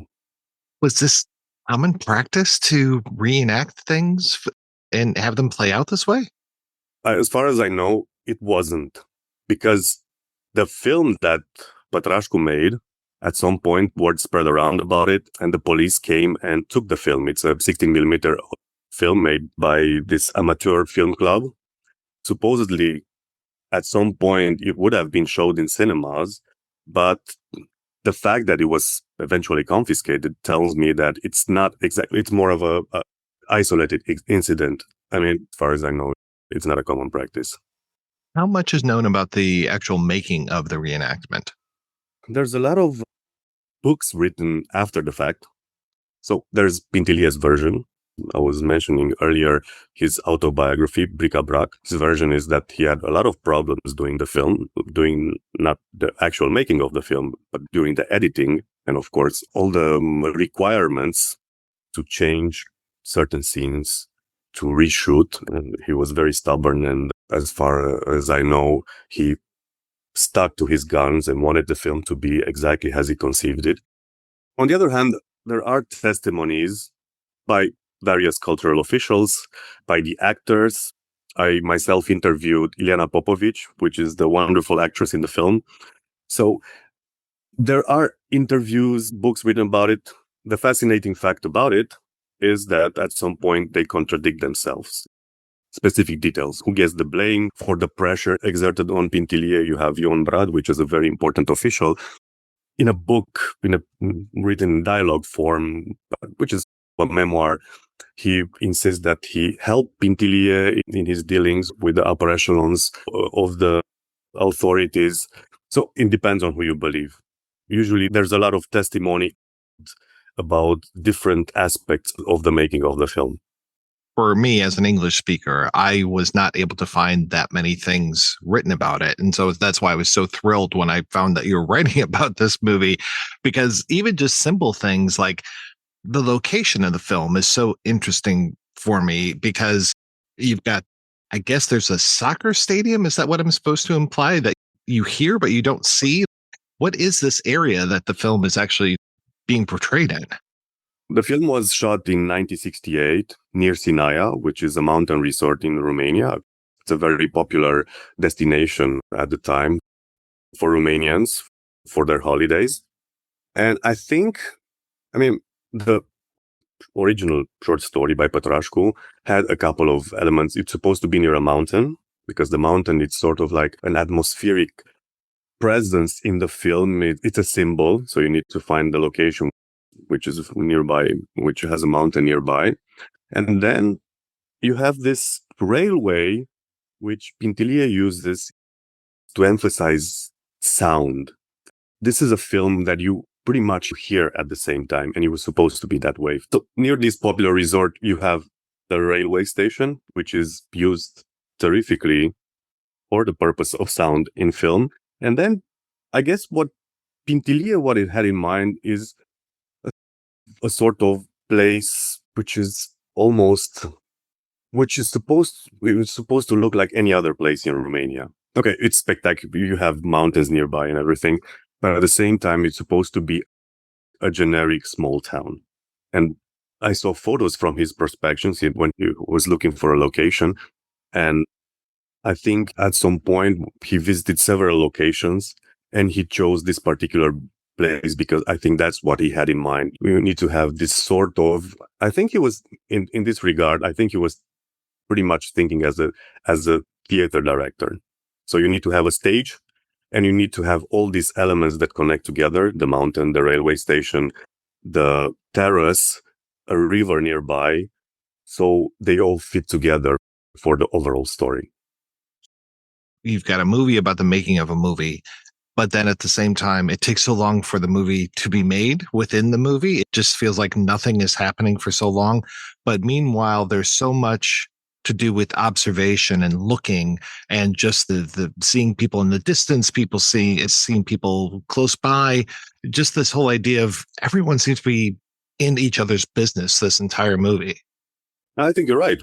It's a film about people looking at people. It's about the gaze of strangers, right? About the curiosity of strangers. That sense of shame that the two main characters feel is pretty much amplified by everyone staring at them while they do this reenactment.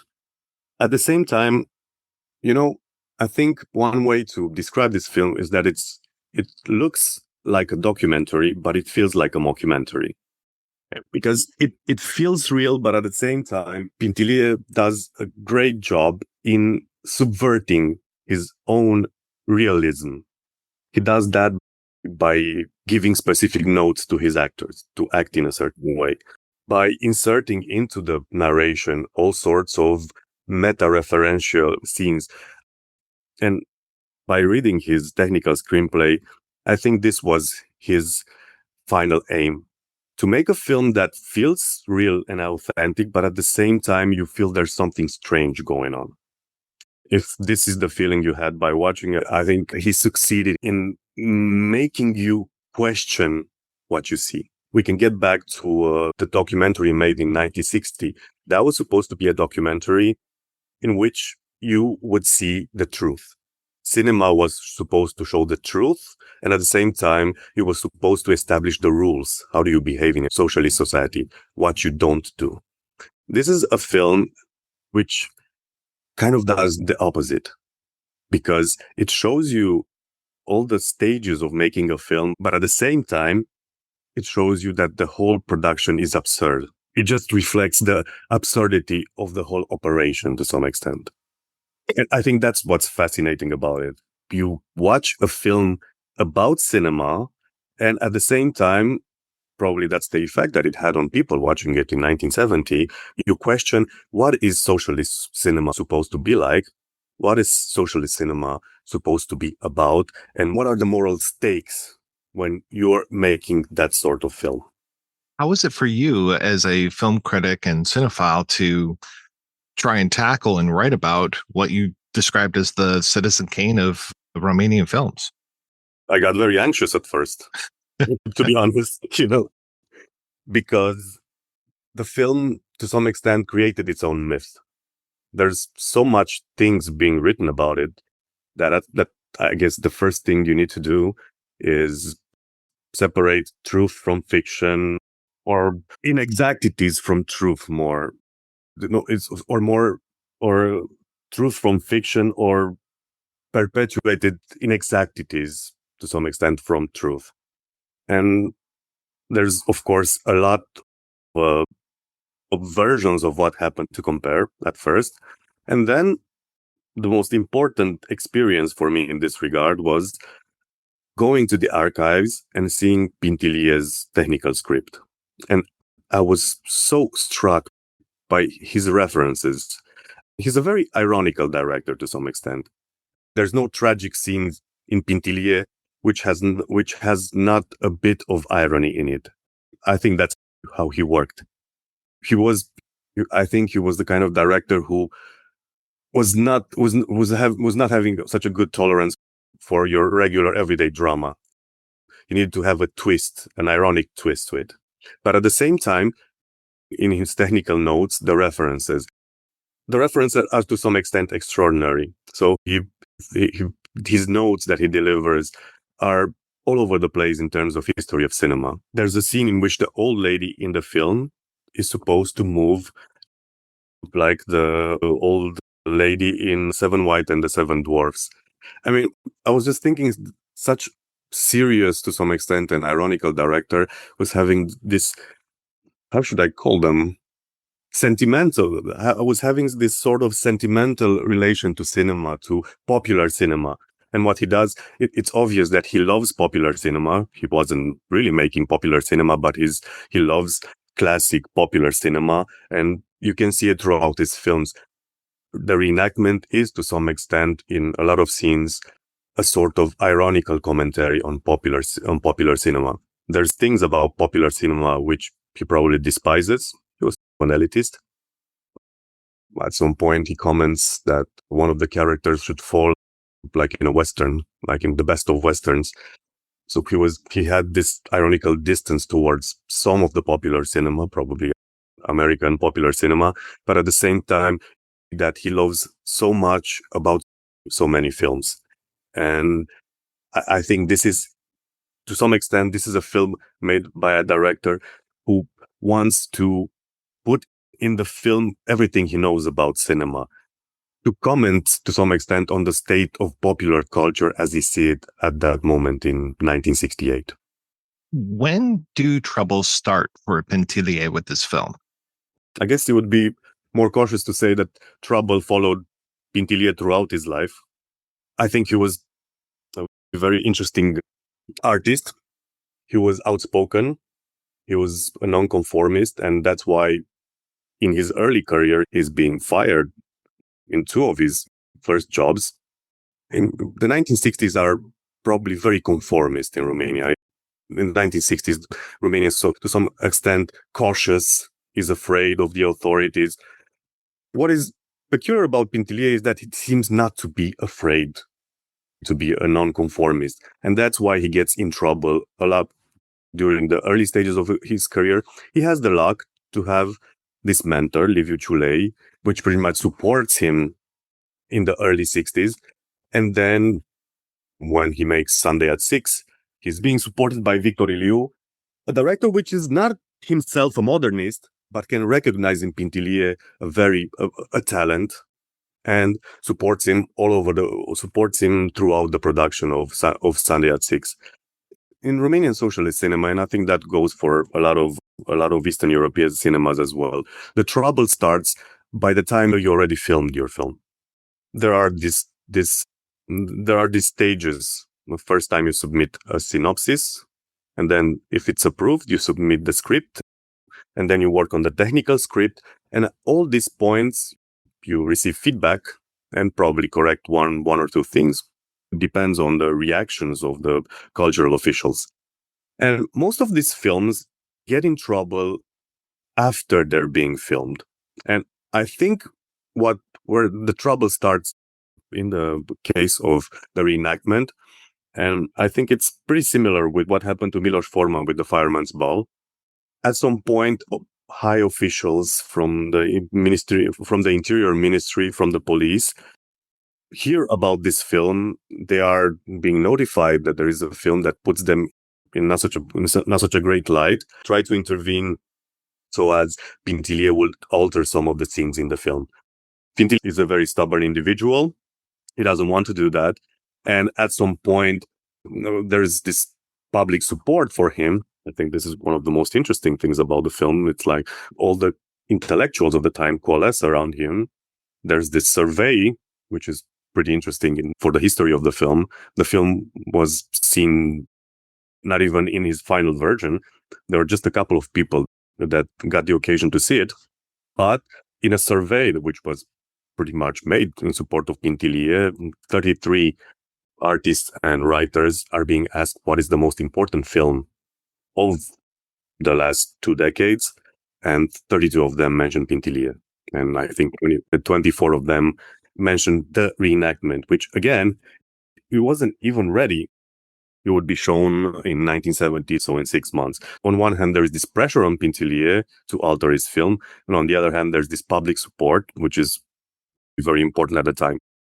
In this context, word about the film gets to Nicolae Ceaușescu. And this is where the trouble really starts, because he wants to see it. A copy of the film is being sent to him at his seaside villa. He doesn't like it, but it's too late, because at the time there was such massive support for Pintilie. So for him, it's like, let's have this film being released for a brief period. It's already made. I don't like it, but let's give it at least a couple of weeks. Let's send him to Cannes, which is peculiar when you think about it. He dislikes the film, but at the same time, he sends it to the most prestigious film festival. The reason for this is that, to some extent, socialist film industries are interested in cutting back their costs, to some extent, in being efficient. What I mean by that is, even if a film is not deemed suitable for being released in Romania, probably the thinking is that maybe somebody would buy it at an international film festival and will make some money nevertheless. And that's why he sends the film to Cannes. But they're just a limited release. I think it plays for 8 weeks in Bucharest and sporadically throughout the country. It still gathers around 400,000 viewers, which is not a lot. Like a blockbuster in socialist Romania would gather 5 million viewers, so not nearly the usual amount for that. But a lot of people still see it, and it's limited initial release. When or how does the film go away? Because it was unavailable to see for a lot of years, correct? That's true. After being screened for around 8 weeks, the film pretty much vanishes for a while at least. Those who see it get to tell about it, but it becomes this sort of myth. This is when the myth of the film pretty much starts to develop. Students know about it. They know about the audacity of a director to make a film which is to some extent subversive, which is political. They know of its existence, but for a while, you can't actually see it in Romania. But on the other hand, it is screened in particular occasion. For instance, there are screenings organized by the Romanian Cinematheque, and they put up this program with several films, and they put the reenactment in the program. And at some point, I think, in the early 80s, I think there's 1 or 2 instances in which it's shown even at the Romanian television. So it's not exactly banned and never to be seen again until 1990. It is going to be released after 1990, and that's its second official release. There's already so much rumor about it. But despite this fact, there's not a lot of spectators going to see it for the second time when it's released after 1990s. But it becomes fast a canonical film. It's been seen by directors and cinephiles and everyone who's interested in cinema. When did you get the chance to see it for the first time, and how did it strike you? I think I saw it for the first time on one of the Romanian televisions. And of course, it came with all the rumors. This was a banned film. So when you watch a bad film, you have certain expectations, right? So I was in my 20s.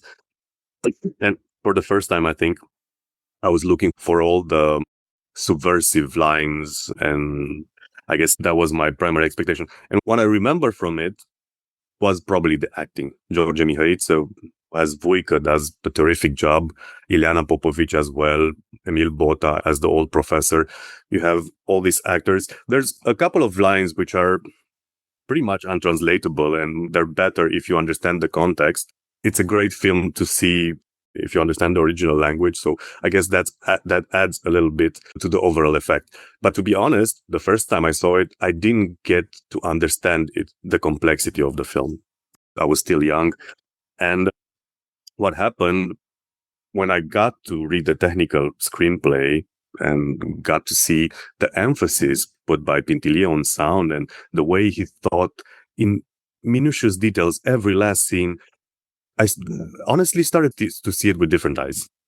And I started to see how controlled it is to some extent, how inventive it is, how, as I was saying earlier, I think you can see how much Pintilie wants to experiment, to try a lot of things in terms of cinema. And that's when I guess I pretty much got to understand it in its intended way, right? What's the status of the film today? Is it still regarded as that Citizen Kane of Romania? Depends on who you ask, probably. In 2008, 40 film critics were being surveyed about the best films, and they made a top 10 list, and it's number 1 on that list. Frankly, I'm not very sure there's so much into it, like the courage of making that sort of film. But there's a lot to see in the film from so many different aspects that it would be pretty difficult to find a comparable film who would take its place. Maybe it's going to happen in the future. I think it is one of the most known of films. I'm not very sure how many people watch it on a regular basis. So it has this canonical status. And on the other hand, I think some of other Romanian, for instance, in Romania, I think the most popular films are very different films. We were mentioning earlier Ne-am mărit miliardar, right? So that's supposedly one of the most popular films, and then there are all these historical epical films. Those are the most popular films. So for what we would call the general public, there are other films who are more popular or are more characteristic of the socialist era. On the other hand, for film critics, for film scholars in training as myself, I would add probably this would still be one of the most important films.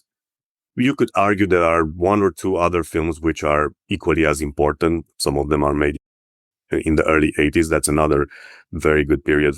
That's another very good era for Romanian cinema. And there's the Romanian New Wave. And frankly, if you would have to choose between a canonical film from the 60s and new Romanian cinema from the 2000 and something, it's a very tough choice, to be honest. I'm not going to ask about when the book's going to come out, because I know that it's probably still going to be a long way away. There are too many times where it takes so long for everything to get put together and all that. And I'm sure you're not in the mix when it comes to those things.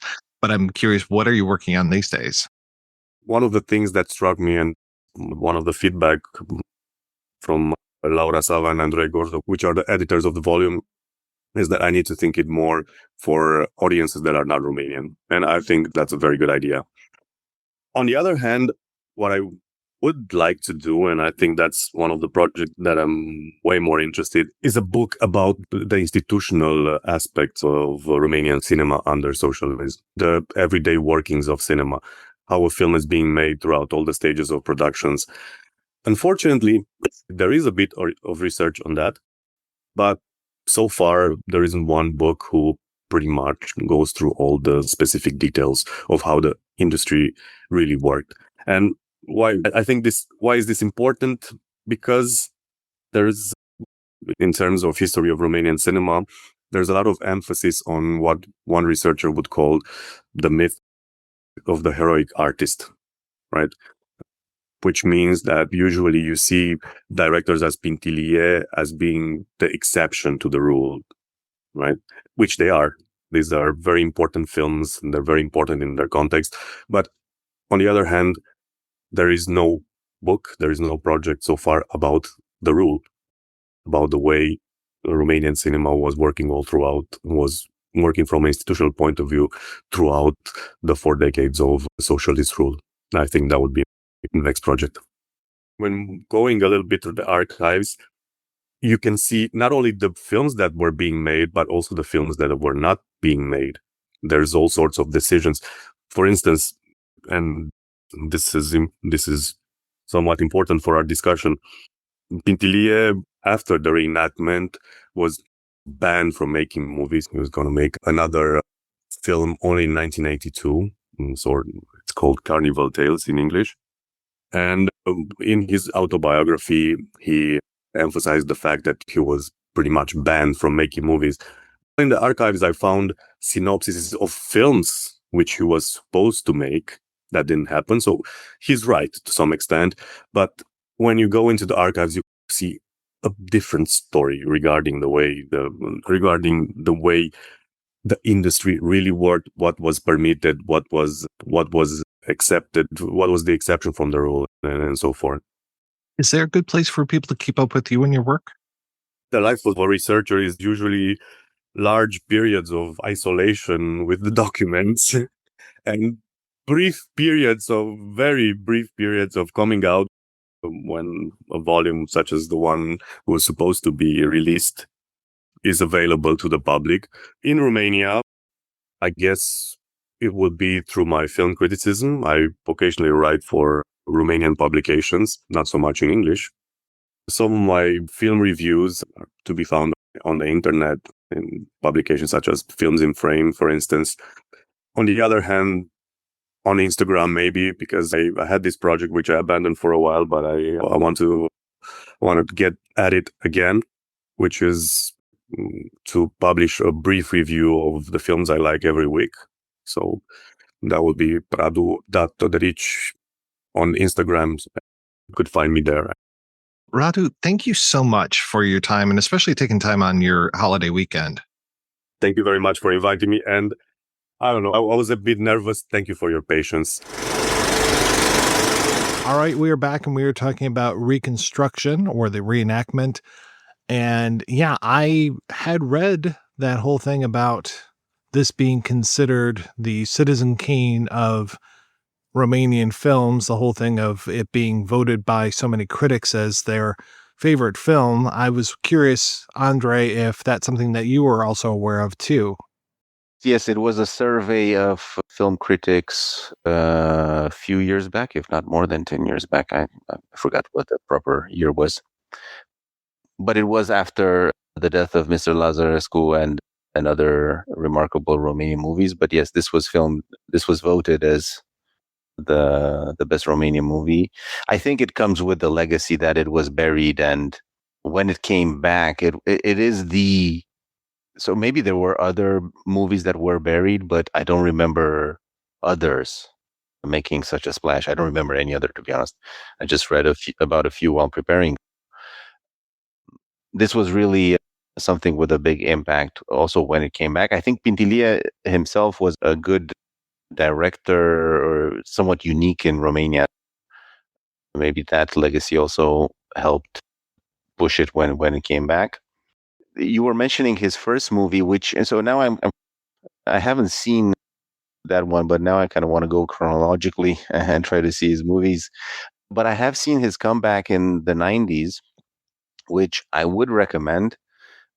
It is a fever dream of absurdity, and maybe, there's a rape scene, there's other deaths, and the healthcare system as well, going rural, being rational in a crazy world. But maybe not even just taking it up a notch, but rather off the charts. So it's a fever dream of all of the same themes, but done in 92, 93, sometime around that time. And it was, I've seen it recently, and it was, quite a different movie than what I would have expected from Romanian director. So now I'm very curious to watch all of Pintilie's work, because I think it's quite unique. And therefore, that's why I think he has this great legacy that pushed this movie to be the number one in the survey. I mentioned before how hard it is to find this movie, and the two places that come up consistently when you look for it online are Classiki, Klassiki, and then also EasternEuropeanMovies.com. I think I've dealt with both of those companies over the years, so I can say that they are legit. So if you do sign up with them, your money's not going to be wasted, and they do have some really good titles out there. So unfortunately, again, we talked about that Hungarian film and how hard it was to find that a few years ago, Spencer, and that's now, it's either getting a restoration or has gotten one. I think it has, because it's been a while since I've read about it, but I know that it was coming back out. Hopefully this one has the same kind of a deal, because it's like, what the hell? Why is this missing? This one seems like it's a no-brainer to have out there. Yeah, Call Deaf Crocodile, get them on the case. Seems like something that they would release. Right now I know they're in DIFA World doing East German films. So, but hopefully, they'll make their way down to Romania pretty soon and pick this one up, because, it's like, why was it so hard for me to find out material about this? Though I did find that there is a new book being written about Pintilie and his work. So that will be hopefully coming out in 2027. Of course, we're a year early, but Andre, you're on the cutting edge, so I appreciate that.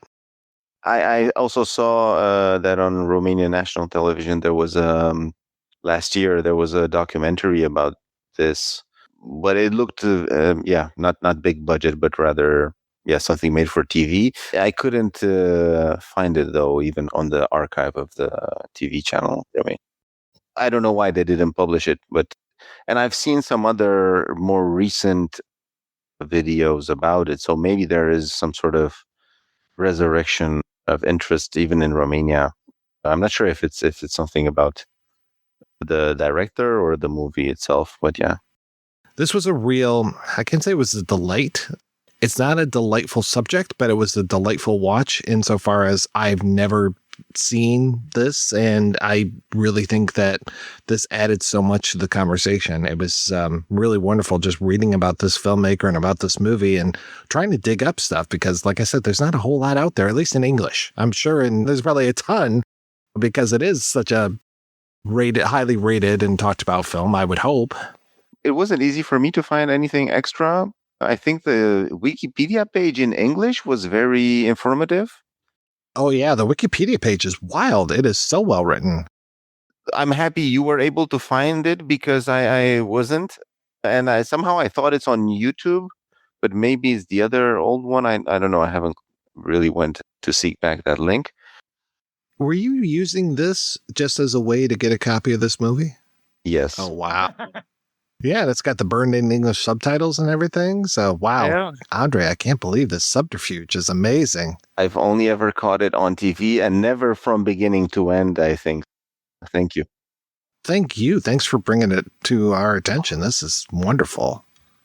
This is exactly why I want to do this show, is to be exposed to stuff I've never heard of or seen before. So, yeah, this was a real treat. Thank you so much. Thank you for giving me the opportunity, and taking part in this discussion was really great for me. And I'm happy I can promote some bits of Romania as well. Thank you very much for that. All right, we're going to take a break and play a preview for next week's show right after these brief messages.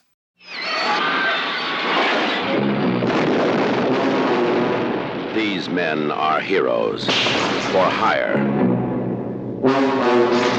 Violence is their specialty.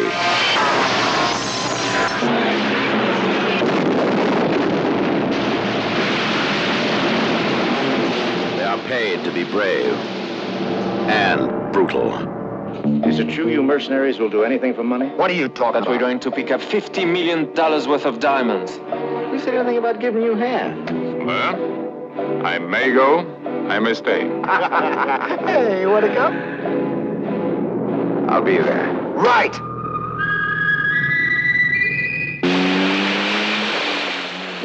These men are mercenaries.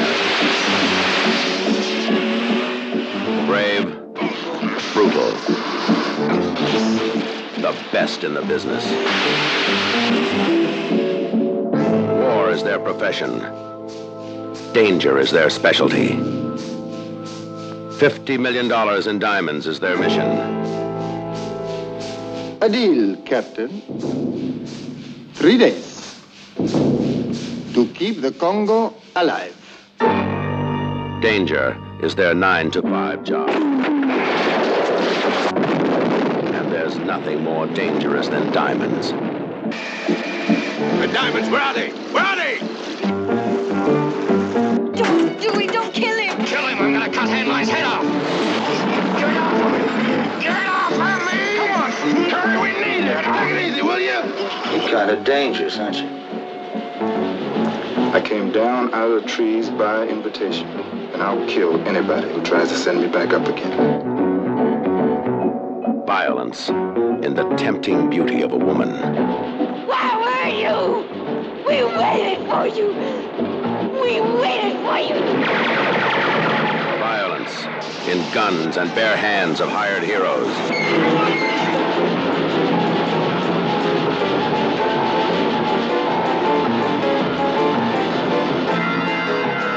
A strike force of crack mercenaries fights the hottest battles in all the blazing hell of today's strife-torn Congo. Dark of the Sun. That's right. We'll be back next week with another look at a 1968 film. Very different subject, though. Dark of the Sun. Until then, I want to thank my co-hosts, Andre and Spencer. So, Andre, what's the latest with you, sir? Nothing crazy going on. Having fun with the kids, and yeah, taking life day by day and enjoying it, especially in these times. Yeah. Thank you for giving me the opportunity to talk about movies, to enjoy that part. And Spencer, speaking of movies, how's the movie coming? That's the worst question right now, but thanks for asking. It'll get done. It's going to get done. Teaching has me pretty tied up these days, but getting closer, inch by inch. Just like Niagara Falls, huh? More like Zeno's paradox, you know.